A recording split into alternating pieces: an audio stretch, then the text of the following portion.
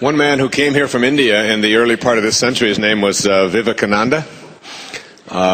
He came here to, he was sent here really, and showed up in Boston, I think 1910, and wrote some beautiful things. He's really one of India's great saints. And he had these to say. I used this at the beginning of the third part of Your Sacred Self. He said, "The blossom vanishes of itself as the fruit grows. So will your lower self vanish as the divine grows within you."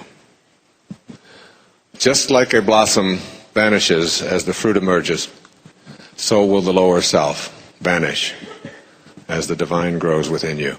And the divine is not some religious message, some orthodox thing that you have to memorize. The divine is that thing that Pierre Teilhard called the glue that holds the entire universe together, something called love. And that's what it's really all about. And this love is really the very thing that holds your life together. Did you ever think about the moment that you die and head back to nowhere, that your body begins to disintegrate? This thing turns into dust, and the instant that life leaves it, it starts to... So what is it that was holding it together and keeping it from doing that? There is something holding you together and keeping it from just like turning into dust. And that thing that holds it together and allows you to be whole is this force that is invisible and in another dimension. And it's getting to know this force that is at the uppermost in my consciousness. And when you understand that when you come to trust in yourself, or trust in this inner divine part of yourself that is not physical, when you trust in the noticer rather than that which you notice, that you're really, when you come to trust in yourself, you're really trusting in the very wisdom that created you. You become one with the universal wisdom that is your creator, that brought you from the picnic to the room and leaving the room. See, what we have to learn to do is abandon the paradigm that other people or other things or other circumstances are responsible for our life, and instead know that we chose it.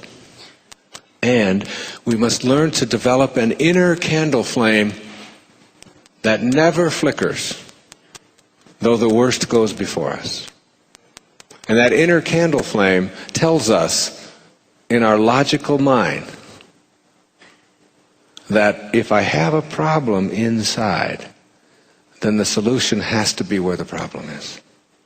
So I will stop looking out here for the solutions to anything that's going on in my life that isn't working, and begin to ask myself, how am I processing my world?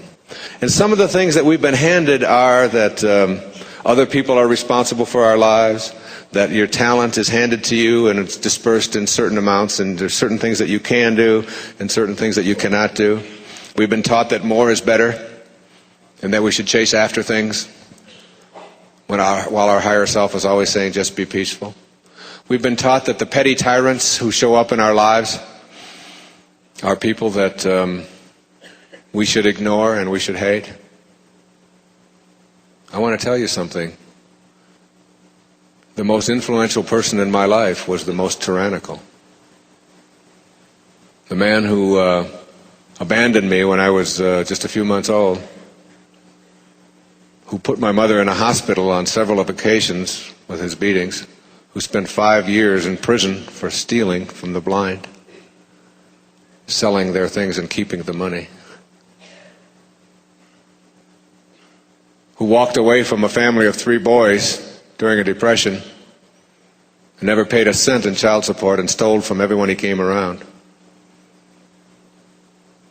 who required me to go into an orphanage for the first 10 years of my life and never showed up once to even say hello or I'm your father.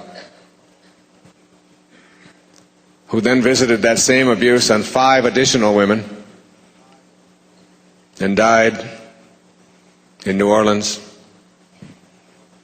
in 1964 of cirrhosis of the liver as a pauper and had his body shipped to Biloxi, Mississippi, was my father. This petty tyrant who showed up in my life was someone that I had grown up and been taught to hate. But when I found myself at his grave in 1974, just a few months before I wrote Erroneous Zones, I had a transformational epiphany, a natohi, a great awakening, a great seeing, when I was able to forgive my father. And in the process of forgiving my father, I was introduced to enlightenment and was able to get my life on purpose once and for all. The end result was that my life absolutely turned around, and we are here tonight sharing in whatever I have to share with you because of that experience. And this petty tyrant, who so many of us think shouldn't have showed up in our life, the abuse that we had, the abandonment that we experienced, the relationships, the people who screwed us badly, the people who owe us money, who stole from us and all of that. We don't understand that it's all in order.